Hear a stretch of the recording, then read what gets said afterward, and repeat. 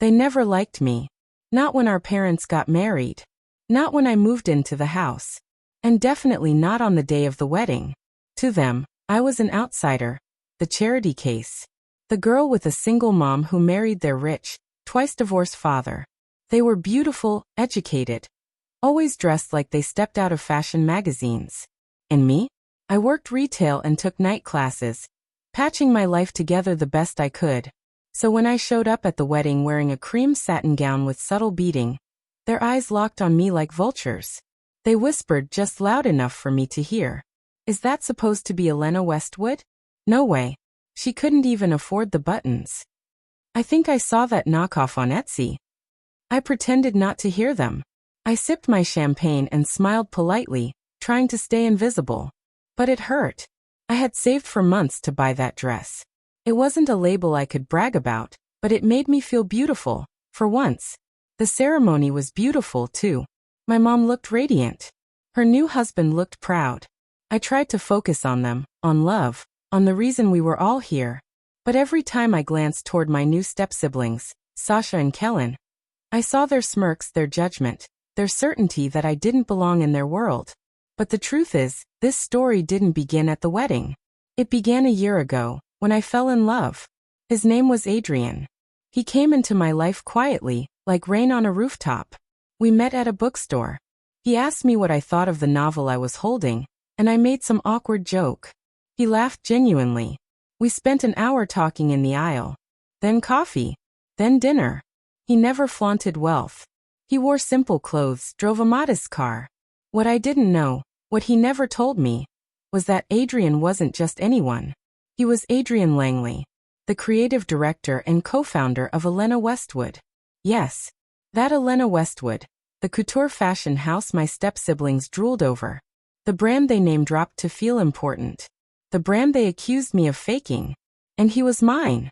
At least, I thought he was. We dated in secret, mostly by his request. He said he wanted to protect our privacy. Said he'd had bad experiences with people using him for his name. I didn't question it. I was just grateful. He made me feel like I mattered. But slowly things changed. He stopped answering calls on weekends. Would disappear for days with vague explanations. I started getting suspicious. And then one night, I found out the truth. He was engaged. To Sasha, my new stepsister. I saw the engagement photo on her Instagram. Her wrapped in his arms, flashing a diamond ring, with the caption, "I said yes to the love of my life." I stared at the screen in shock. My hands trembled. I couldn't breathe. Adrian had been seeing us both. I texted him. Called. He finally answered, his voice cold. "I didn't mean for it to happen like this," he said. "But Sasha, she makes sense. Her family's powerful. She's good for the brand." "And me?" I whispered. "You were a secret. You always knew that." He hung up. I broke. I couldn't tell my mom. Couldn't ruin the wedding. I buried the truth, swallowed my heartbreak, and forced myself to attend, to smile, to clap, to pretend I wasn't being torn apart inside. So I showed up in the one dress I had left to believe in. The one Adrian had gifted me months ago, before I even knew who he really was. It had no tags, no labels. But it had been made for me. I didn't know it was the Elenna Westwood.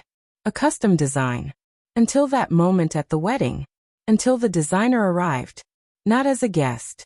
Not as Sasha's fiancé. But as the groom's son. The moment he walked into the reception hall, hand in hand with another man, his real fiancé, the room fell into a stunned silence. Whispers swirled like smoke. Adrian had come out. Publicly. Boldly. Without warning. And he was marrying him. Not Sasha. The engagement was a cover. A stunt to please investors. A lie he'd played along with for months, until it got too heavy to carry. Sasha's face crumbled. She fled the room. My stepfather looked ready to collapse. My mother just blinked in disbelief. And me? I stood still. Unmoving. Until Adrian's eyes found mine across the room. He smiled. A slow, apologetic smile. Then walked up to the microphone and said, "Before we go any further, I need to thank someone very special here. She doesn't know it, but she was the reason I had the courage to stop lying." He looked at me. I hurt you. Deeply. And I'll regret that. But the dress you're wearing, that was never fake. It was made by my own hands. For you. Because when I was with you, I was the most honest version of myself. Gasps filled the room. He turned to the crowd. She wore it with more grace than any runway model I've ever seen. My step-siblings stared at me, wide-eyed, silent. Their smirks wiped clean. I didn't smile. I didn't cry. I simply stood straighter. Not because I forgave him, but because I finally saw myself through eyes that mattered, my own. They called my dress fake. But the only fake thing that day had been the lies around me.